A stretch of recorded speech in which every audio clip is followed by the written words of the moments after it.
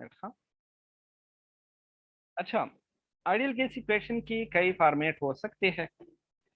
एक इम्पॉर्टेंट और एक इंटरेस्टिंग फॉर्मेट ये है कि सपोज आपके साथ एक है केस वन। केस वन का मतलब है कि कंडीशन वन, और दूसरी है कंडीशन टू, केस टू। एक है केस वन और एक है केस टू। देखिए, क्या आइडियल गैस इक्वेशन को मैं इस तरह लिख सकता हूँ, P V divided by R T is equal to R. इस तरह लिख सकता हूँ कि नहीं? शाबाश। P V divided by T, और नीचे मैंने लिखना है एन टी। एन टी कौन कौन समझ गए हैं? देखिए, ये है P V is equal to N R T. तो मैंने ऐसा किया कि आर को अकेला छोड़ दिया और एन और टी को नीचे लाया, तो हमारे साथ ये इक्वेशन बन गया। समझ गए ना आप? ठीक है, तो ये भी आइडियल गैस इक्वेशन की एक फॉर्मेट है। अब केस वन में ऐसा है ना कि प्रेशर वन है, वॉल्यूम वन है। ठीक है, प्रेशर हो गया one, volume one, n one, temperature one. अब केस टू को देखिए। केस टू में ऐसा है ना कि आप लिखेंगे P two V two divided by N two n T two. अब आपको पता है कि दोनों केसेस में एक साइड इक्वल है। तो एक साइड इक्वल है तो ऑब्वियस बात है कि हम बाकी साइड्स को इक्वल कर सकते हैं। ठीक है, बाकी साइड्स को हम इक्वल कर सकते हैं। सो this is the another format for ideal gas equation. ठीक है, this is another format for the ideal gas equation. आप बिल्कुल द्वाणे लिखल है शेख। हाँ, द्वाणे इक्वेशंस तब लिखल है शेख। आप समझ गई? हाँ, अब इसका एक तीसरा फॉर्मेट में आपको बताता हूँ। मैं आप लोगों से पूछता हूँ कशमाला, ये आप लोगों ने सॉल्व करना है। अगर मैं एन वन और एन टू को सेम ले लूं और दोनों वन वन है, सो फिर ये इक्वेशन हम किस तरह लिखेंगे?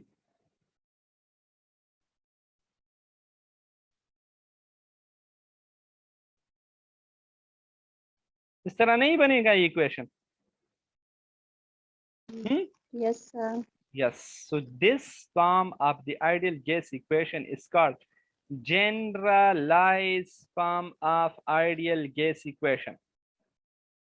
ये आइडियल गैस इक्वेशन का जनरलाइज फॉर्म इसको कहते हैं। कौन सा फॉर्म? Generalise form. और आपको पता है आपके एक्सरसाइज में इस इक्वेशन पर बहुत सारे एमसीक्यूज और बहुत सारे न्यूमेरिकल क्वेश्चन सॉल्व होते हैं। Kindly you have to practice all that. आप सब ने उस पर प्रैक्टिस करना है। ठीक है, कल मैं आप लोगों से पूछूंगा कि किस किस ने इस इक्वेशन पर प्रैक्टिस किया है। ठीक है, ये हो गए आपके साथ कुछ फॉर्मेट्स। अब इस इक्वेशन का एक और फॉर्मेट भी मैं आपके साथ जो है ना वो शेयर करता हूं।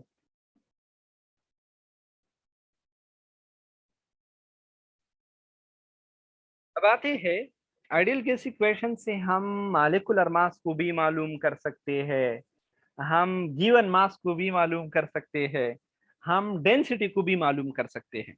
कैसे? हमको पता है कि equation P V is equal to N R T.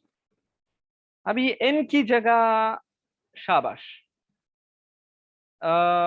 N की जगह, एक मिनट, कंसंट्रेशन की बेस पर पहले इस इक्वेशन को यूज करते हैं। क्या मैं वी को नीचे ले जा सकता हूँ एन बाई वी? क्या ऐसा लिख सकता हूँ? हाँ ना, लिख सकता हूँ एन बाई वी। अब ये एन बाई वी जो है, सारी दुनिया को पता है, इसको हम कहते हैं concentration, number of moles per litre. ठीक है, तो इस इक्वेशन को हम लिखेंगे P is equal to C R T. So this is the equation according to the concentration. अगर आपको प्रेशर दिया गया है, कंसंट्रेशन दिया गया है, टेम्परेचर दिया गया है, so you can solve this equation. ठीक है, ये याद रखना है। अब दूसरा फॉर्मेट में आपके साथ लिखता हूं। देखिए हमको पता है P V is equal to N R T. अब हम सबको पता है कि एन जो है ये given mass divided by molar mass, given mass divided by molar मास। पहले चैप्टर में ये इक्वेशन हम सब ने डिस्कस किया था ना, ठीक है। तो क्या एन की जगह, देखिए क्या एन की जगह ये देखो P is equal to R T को मैंने लिख दिया, और क्या एन की जगह में given mass divided by molar मास लिख सकता हूँ? हाँ। अब इस इक्वेशन से मैं मोलर मास भी मालूम कर सकता हूँ और गिवन मास भी मालूम कर सकता हूँ। मोलर मास कैसे मालूम करूंगा? P V divided by R T की इक्वेशन की मदद से। नहीं नहीं नहीं, सॉरी सॉरी, इस तरह मालूम करेंगे हम। कैपिटल एम के लिए इक्वेशन हो जाएगा M R T divided by P V, ठीक है। और स्मॉल एम के लिए इक्वेशन हो जाएगा P V M divided by R T. So kindly do remember both of these equation. They are very very important. They are very very important. ये equation जो है this is for the molar mass and this equation is for the given mass. आप समझ गए? अब आते हैं, शाबाश, इस इक्वेशन से हम डेंसिटी भी मालूम करते हैं। डेंसिटी कैसे? इस इक्वेशन को ले लो, इस इक्वेशन को ले लो, P V is equal to given mass divided by molar mass. अब अगर मैं कुछ सलीके से इक्वेशन को लिख दूं, so this equation can also be written like that.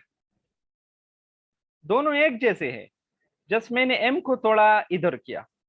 अब ऐसा करते हैं कि phi is equal to m by V R T divided by capital M। अच्छा, अब ये m by we, mass per unit volume को हम क्या कहते हैं, बोलो? Density. So we can also write this equation in this way, R T divided by m, ठीक है।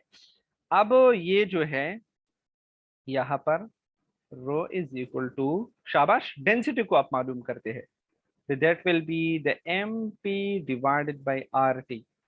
So this is also very very important equation for numerical.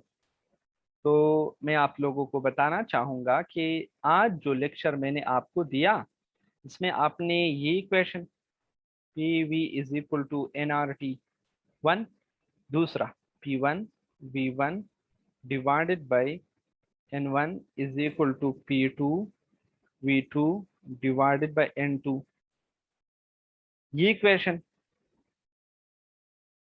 ये equation, ये इक्वेशन और ये इक्वेशन, इस पर आप लोगों ने न्यूमेरिकल्स को ट्राई करनी है। ये होगा आपका होमवर्क।